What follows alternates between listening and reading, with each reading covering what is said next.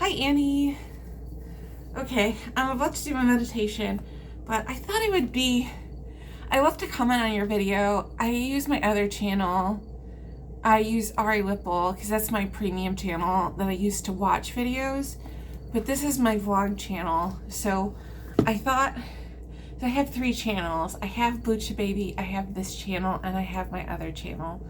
So anyway, I thought I would show you what I mean by DBT journaling. Because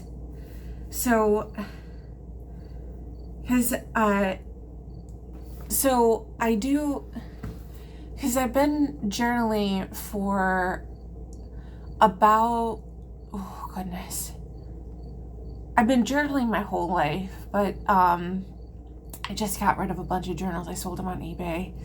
It was the most ridiculous thing. People were like, I can't believe you sold your journals. And it's like, well, nobody's gonna keep them after I die, and at least I'm selling them.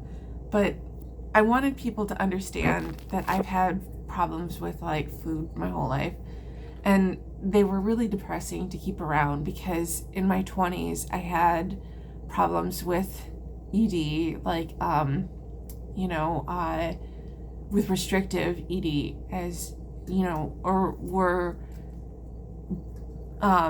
hinge restrict ED in my 20s, and I wanted people to know that they weren't alone, and just what it was like to have negative self-image and just all of that. But my 30s and even into 40, through my mental health struggles, I've really worked on myself through all of that. And now I do something called DBT. I haven't been doing it recently, but I do DBT therapy, which is kind of like a diagnostic tool. I think it is. It's more of a diagnostic tool than it is journaling, honestly. So I do certain things, and we use something called a DBT diary card, and I can show you what this diary card looks like if you want to use it for yourself.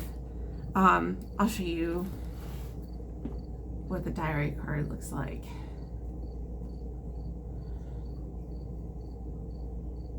I think you can even search DBT diary card if you want to look at the actual diagnostic tools.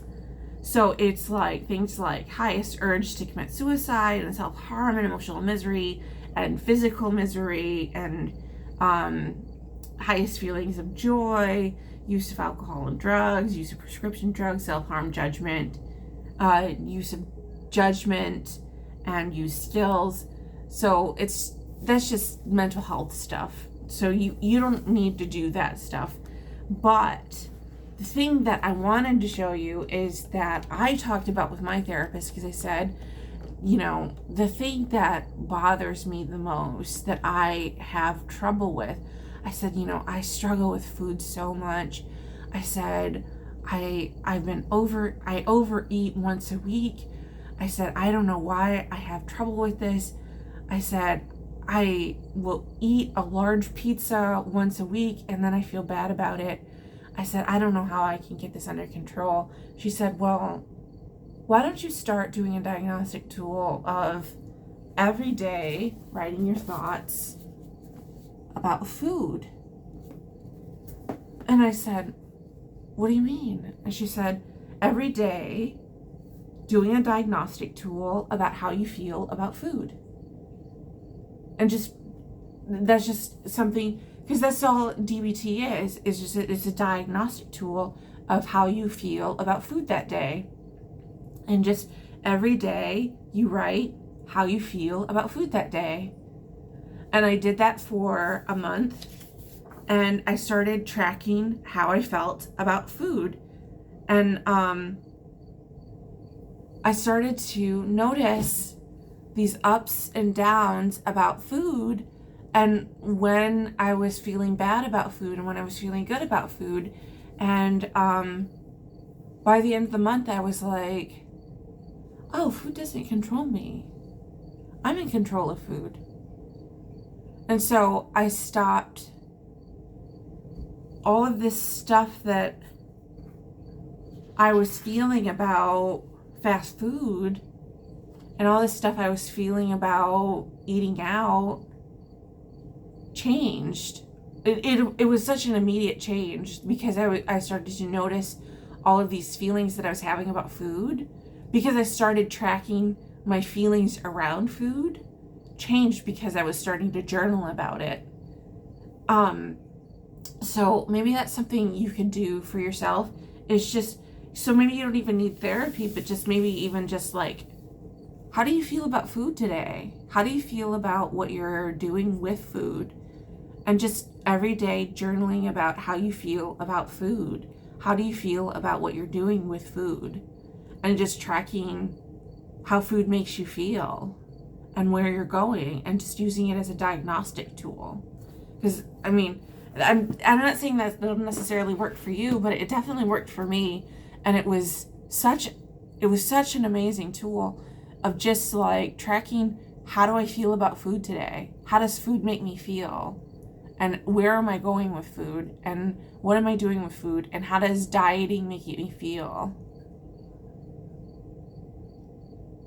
Like, how are the ups and downs of this dieting process? And immediately I felt so much better. I don't know, it was such an immediate change when I started journaling about it. Because it wasn't for anyone else, it was just for me. It was just something that I did for myself. So I don't know, that worked for me. I don't know if it'll work for you, but that's what I did. So I don't know if it'll help you, but that's what I did. So I just wanted to share that, and I hope that helps you. Okay.